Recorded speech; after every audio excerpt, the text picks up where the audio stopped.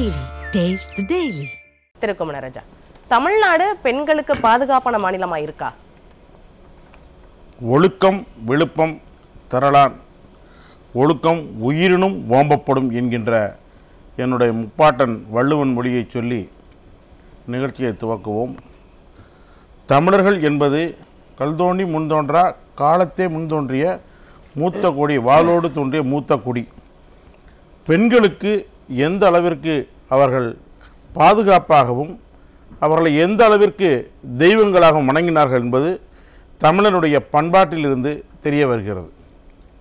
இந்த நிலையில் இன்றைக்கு இருக்கின்ற சூழலில் நிர்பயா என்கின்ற ஒரு சட்டத்தையே இயற்ற வேண்டிய சூழல் வந்த பொழுது எங்கு டெல்லியில் மத்திய அரசின் சார்பாக ஒரு சட்டம் நிறைவேற்றப்பட்டது.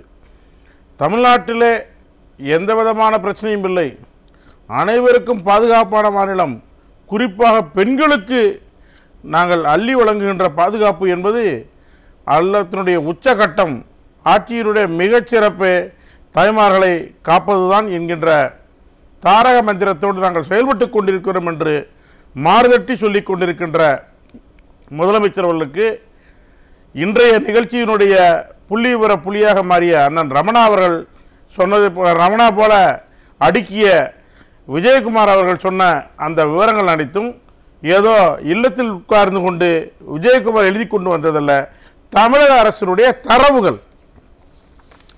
இது வெறுமனே எது தொலைக்காட்சிகளிலும் நீதிமன்றங்களிலும் பதிவு செய்யப்பட்ட கணக்கு தரவுகள் மட்டும்தான்.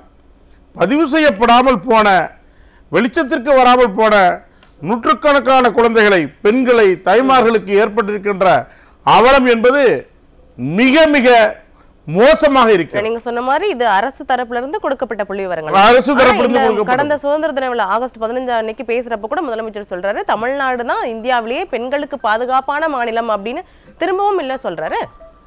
அதாவதுங்க, கேட்கிறவன் கேனப்பயனா இருந்தால் கேப்பையிலும் நெய்வடியும் என்பது எங்களது கிராமத்து சொலவடை. எதை வேணுமானாலும் சொல்லிக்கொண்டே போகலாம்.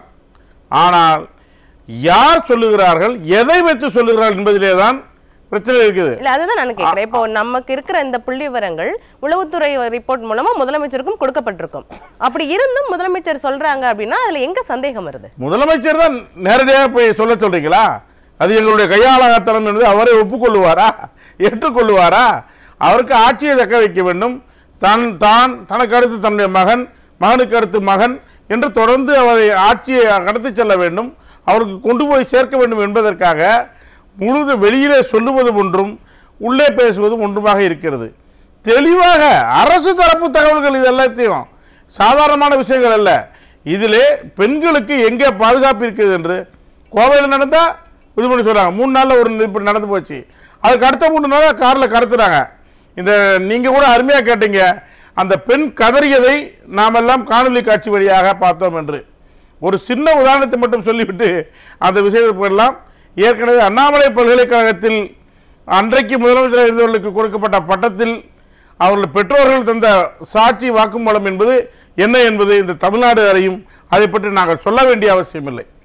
தன்னிலை விளக்கத்தை இந்த சகோதரி கொடுக்கிறார் என்றால் அவர்களாக கொடுக்கவில்லை, கொடுக்க வைக்கப்படுகிறார். இந்த புள்ளி விவரங்களை குறைத்து கொண்டே சொல்வதுதான் அரசினுடைய. அதுக்கு முன்னால் முதலமைச்சராக, துணை முதலமைச்சராக இருந்த நெடுஞ்செழியன் அவர்கள் சொல்வார், தரவுகள் அரசு எப்படி கொடுக்கும் என்றால் 100 ரிப்போர்ட்டாக இருந்தால் அதில் 10 மட்டும் தான் கொடுப்போம், 90% எடுத்து விடுவோம் என்பது யதார்த்த சூழல். நீங்க சொல்ற மாதிரி இப்ப கொடுக்கப்பட்டதே 10% தான். அப்படி சொல்றீங்க? 10% தான். 90% தொலைக்காட்சிகளிலும் மற்ற ஊடகங்களிலும் வெளிவராத தகவல்கள் இன்னும் அதிகபட்சமா இருக்கிறது. சரி, நீங்க இவ்வளவு சொல்றீங்க, பெண்கள் குழந்தைகள் பாதுகாப்புல இந்த அரசு எங்க தவற விடுறாங்க? சட்டம் ஒழுங்கு தான் பிரச்சனை, வேற எங்க பிரச்சனை? அதாவது எதை வேண்டுமா செய்யலாம், யார் வேணாலும் எடுத்துக்கொள்ளலாம், சட்டம் தங்களை ஒன்றும் செய்ய முடியாது. ஒன்றியத்தினுடைய செயலாளர் தான் அந்த ஏரியாவுடைய டிஎஸ்பி. விடுறா, நம்ம கட்சி இருக்குது, நம்ம பார்த்துக்கிடலாம், டிஎஸ்பி என்ன செஞ்சிருவார் அப்படின்னு சொல்லிட்டு ஒரு குறிப்பிட்ட முன்னாள் எம்எல்ஏ, நான் பேரை சொல்ல விரும்பவில்லை, அன்றைக்கு மாவட்ட செயலாளர் இருந்தார்.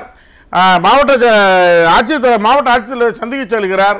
அவர் காதில் விழுகிற மாதிரி சொல்லுகிறார், என்னடா சொல்றான் அந்த கலெக்டர் என்று சொல்லிவிட்டு உள்ளே போன ஐயா வணக்கம் அப்படி என்று சொல்லுகிறார். இன்று என்றால் அந்த மாவட்ட செயலர் தான் அந்த மாவட்டத்துடைய ஆட்சித்தலைவர் டிஃபெக்ட் என்று சொல்லப்படுகின்ற நிரந்தரமாக இருக்கக்கூடிய தன்னுடைய ஆளுமைகளை ஆளுங்கட்சியாக வருகின்ற பொழுது திராவிட முன்னேற்ற கழகம் தன்னுடைய மாவட்ட செயலாளர்களுக்கும் தன்னுடைய கட்சிக்காரர்களுக்கும் வேண்டியதெல்லாம் செய்து விடுங்கள் என்று சொல்லலாம். மீண்டும் இன்னொரு செய்தியும் சொல்லுகிறேன். சட்டம் ஒழுங்கு பிரச்சனை தான் இதுக்கெல்லாம் காரணம். சட்டம் ஒழுங்கு பிரச்சனை தான் காரணம். ஏன் காப்பாத்தல? எதுல இவங்க தவற விடுறாங்க? சட்டம் ஒழுங்கு பிரச்சனையில ஒரே ஒரு துளிய சொல்றேன். தமிழ்நாட்டினுடைய நிரந்தரமான டிஜிபி இருக்காரா? பொறுப்பு டிஜிபி திருப்பதியினுடைய பெயரை வச்சிருக்கிறாரு. ஆனால் அவருக்கு இன்றைய வரைக்கும் 6 மாதம் காலமாக சொல்றார், எனக்கு எந்த பிரச்சனையும் இல்லை, எதிரிகளே இல்லை, எல்லாம் மிகச்சரியாக நடந்து கொண்டிருக்கிறது, மாதம் மும்மாறி பொழிகிறது, எல்லாம் இருக்கு. உங்களால் டிஜிபி போட முடிஞ்சதா? சட்டம் ஒழுங்கு பிரச்சனையில் என்ன முடிவு எடுத்தீங்க? குறிப்பிட்ட அமைச்சர்களை பாதுகாப்பதும் ஒரு குறிப்பிட்ட இதில் நாங்கள் சொல்லலை, இடி சொல்லுது 1000 கோடி ரூபாய்க்கு ஊழல் பண்ணியிருக்காரு அப்படின்னு சொல்லிட்டு. ஒன்றும் நடக்கலை, ஒரு பிரச்சனையும் இல்லை, எல்லாம் முறைப்படி நடந்தது. மண்ணா மும்மாறி பொழிகிறதா? ஆம் மண்ணா 4 முறை பொழிகிறது, மும்மாறி கேட்டால் 4 முறை பொழிகிறது என்று சொல்லுது. முதலமைச்சர் ஒரு மாயையிலேயே இருந்து கொண்டிருக்கிறார். என்ன நடக்கிறது என்பதை தெரிந்து கொள்ளாமல் சட்டம் ஒழுங்கு பிரச்சனையை தான் கையிலே வைத்திருக்கின்றவர் ஏதாவது இருந்து பாடம் கற்றுக் கொண்டிருக்கிறார்களா? ஒரு குறிப்பிட்ட இன்னும் ஒரு செய்தியை சொல்லுகிறேன். முன்னாள் முதலமைச்சர் பெருமதிப்பிற்குரிய ஜெயலலிதா அவர்கள் முதலமைச்சராக இருந்தபோது சொந்த கட்சிக்கார ஒரு குறிப்பிட்ட எம்எல்ஏ, மீண்டும் பெயர் சொல்ல விரும்பவில்லை, நேரடியாக சென்று ஆணையாளரை போய் கேட்கிறார், இதை செய்ய வேண்டும் அதை செய்ய வேண்டும் என்கிறார். உடனடியாக ஆணையாளர் முதலமைச்சர் அவர்களுக்கு ஹாட்லைன்ல கொடுக்கிறாங்க, விஷப்பூச்சி, ஒரு நிமிடம் நீ அங்கே இருந்தால் உன்னை ஒழித்து கட்டிவிடுவேன் என்று சொன்ன மாத்திரத்திலே அந்த குறிப்பிட்ட எம்எல்ஏ ஓடி ஒளிந்து விட்டார். எங்கே போனார் என்று தெரியவில்லை. அதிமுக காரர்களுடைய மிகப்பெரிய அதிருப்தி என்னவென்றால், நம்மளுக்கு டிஎம்கே காரர்களுக்கு கொடுக்கிற மாதிரி சுதந்திரம் நம்மளுக்கு கொடுக்கவே இல்லை, சட்டம் ஒழுங்கு பிரச்சனை நம்ம மூச்சே விட முடியல, நம்ம அம்மா மிகச்சரியாக பார்த்துக் கொண்டிருக்கிறார்கள். அதிமுக ஆட்சியில இருந்த கட்டுப்பாடு இப்ப இல்லன்றீங்களா? முழுக்க இல்ல, ஒட்டுமொத்தமா இல்ல. இங்க தமிழ்நாடு உள்ள நான் இல்ல, ஊடகத்தில் பேசுறவங்க இல்ல, சாதாரண மக்களை போய் கேளுங்க. திராவிட முன்னேற்ற கழகம் ஆட்சிக்கு வந்தால் கட்சிக்காரர்களுடைய ராஜ்யம் தான் முழுவதுமாக இருக்கும். சட்டம் ஒழுங்கு பிரச்சனை சந்திச்சிருக்கும் என்பது 15 நாட்களில் 17 கொலைகள் நடந்தது. எதிர்கட்சி தலைவர்கள் புள்ளி வர சொல்றாரு, இதன் நேரத்தில் 15 மணி நேரத்தில் இத்தனை அளவுகள் நடக்கிறது, இதற்கு என்ன முடிவு சொல்லுகிறீர்கள் என்று கேட்டால் அதெல்லாம் சரியா தான் இருக்குது, போன வருஷத்தை விட இந்த வருஷம் குறைஞ்சிருக்குது என்று சொல்ல. இந்த தேர்தலில் சொல்லுவாங்கல்ல, வெற்றி வாய்ப்பை இழந்திருக்கிறோம் என்று. இதை மாதிரி போன தடவை நடந்ததுக்கு போன மாசம் வடிவேலு சொன்ன மாதிரி மீண்டும் சொல்றேன், அது போன மாசம் இந்த மாசம் ரொம்ப ரொம்ப கம்மியாக தான் நடந்திருக்குது, எந்த பிரச்சனையும் இல்லை என்று மூடி மறைக்கின்ற, முழுவதுமாக வெற்றி விளம்பரமாக மக்களிடம் மாயை உண்டு பண்ணுகின்ற இந்த நிகழ்ச்சியாக நடந்து கொண்டிருக்கிறது. சட்டம் ஒழுங்கு சந்திச்சிருக்கிறது. பெண்களுக்கு பாதுகாப்பு என்பது முற்றும் முழுவதுமாக இல்லை என்பது யதார்த்தம். பெண்கள் பாதுகாப்புலையும் சட்டம் ஒழுங்கு பிரச்சனையும் கவனம் செலுத்த வேண்டிய அரசு இப்ப எதுல கவனம் செலுத்துறாங்க? நான் ஏற்கனவே பலமுறை சொல்லி இருக்கிறேன், வருகின்ற விஷயங்களை பற்றி கவலைப்படாமல் வருமானத்தை பற்றி மட்டுமே கவலைப்பட்டுக் கொண்டிருக்கிறார்கள். யார் யார் எங்கே கொண்டு போய் எதை செலுத்துவது, எங்கே வைப்பது என்பதில் தான் இப்பொழுது போட்டி நடந்து கொண்டிருக்கிறது. ஒரு குறிப்பிட்ட அமைச்சரை அது ஊடகத்தில் வந்துருச்சு, கே நேரு அவர்களை பற்றி என்போர்ஸ்மெண்ட் டைரக்டரேட் சொல்லியாச்சு, இப்போ கேஸ் போடுங்க அப்படின்னா யாருக்கல. இப்போ எல்லாரும் பிஸி எதில் அப்படின்னா, இப்போ எஸ்ஐஆர் வந்தோடனே என்ன சொல்கிறாங்க, மிக குறைந்த நாட்களே இருக்கிறது, நீங்கள் இது ஒன்று சொல்கிறேன். இவங்க என்ன சொல்கிறாங்க, இப்போ உடனடியாக நாங்கள் அனைத்தையும் செய்து முடித்து விட்டோம். ஒரே ஒரு பிரச்சனைங்க, மழைநீர் வடிகால் கால்வாய்கள் தோண்டியதில் 4000 கோடி ரூபாய் மத்திய அரசு எங்கே போச்சு அப்படின்னு சொல்லி கேட்டால் இது வரைக்கும் பதில் சொல்லவே கிடையாது. சொல்லியிருக்கிறார்களா? பணம் இல்லை. இன்னொரு மிக முக்கியமான விஷயத்தை சொல்கிறேன், இவர்கள் எதற்கு எடுத்தாலும் மத்திய அரசு பணம் தரவில்லை, மத்திய அரசு பணம் தரவில்லை என்று சொல்கிறார்கள். 12 துணைவேந்தர்கள் இன்றைக்கு காலியாக இருக்கிறது. 12 துணைவேந்தர்கள் ஒவ்வொரு பல்கலைக்கழகத்திற்கும் அரசின் சார்பாக, தமிழக அரசின் சார்பாக கொடுக்க வேண்டிய 30 கோடி ரூபாயை இதுவரைக்கும் 12 பல்கலைக்கழகம் தரவே இல்லை. 2000 கோடி ரூபாய் பணம் தரல அப்படின்னு சொல்லி சொல்லிட்டு இருக்காங்களே. 12 பல்கலைக்கழகங்களுக்கு பணம் 360 கோடி ரூபாய் கொடுக்காமல் மிகவும் உயிர் போகின்ற தள்ளாடுகின்ற நிலையில இருக்கிறது என்கிற யதார்த்தம். தமிழக அரசு கல்வியை பற்றி பேசுகிறது, இவருக்கு என்ன தகுதி இருக்கிறது, பெண்களுக்கு என்ன பாதுகாப்பு வழங்கி இருக்கிறார்கள், என்ன இருக்கு அப்படின்றத கேட்கலாம். கருத்துக்கு நன்றி.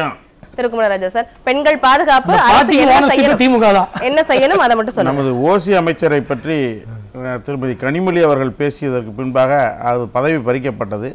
மக்கள் மறதியாளர்கள் என்பதை தெரிந்து கொண்டு 6 மாதத்துக்குள்ளேயே மீண்டும் துணை பொதுச் செயலாளர் என்கின்ற பதவி கொடுக்கப்பட்டது.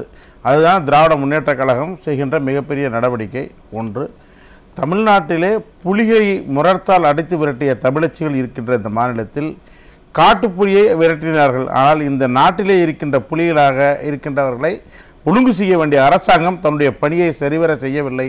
அதற்காக 2026 மக்கள் சரியான பதிலடி கொடுப்பார்கள். இனிமே இருக்கிற காலத்திலயாவது செய்வாங்களா? செய்ய மாட்டாங்கன்னு இப்படியே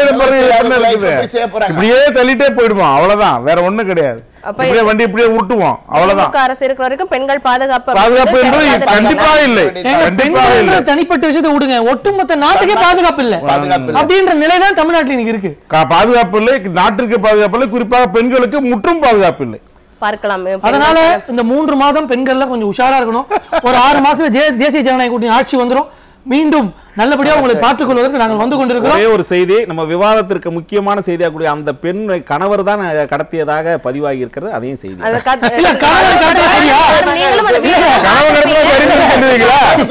அதுவும் தவறுதாங்க. பிரச்சனை அந்த பாலியல்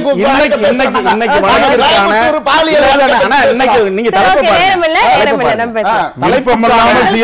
எந்த காரியமும் தவறு. பெண் பாதுகாப்பு இது மொத்தத்துல ஆட்சியே இல்ல. பார்க்கலாம் பெண்கள் பாதுகாப்பு எப்படி இருக்கு அப்படின்றத அரங்கத்துக்கே வந்து கருத்துக்களை பகிர்ந்து கொண்ட வந்து நினைவிருக்கும். நன்றி.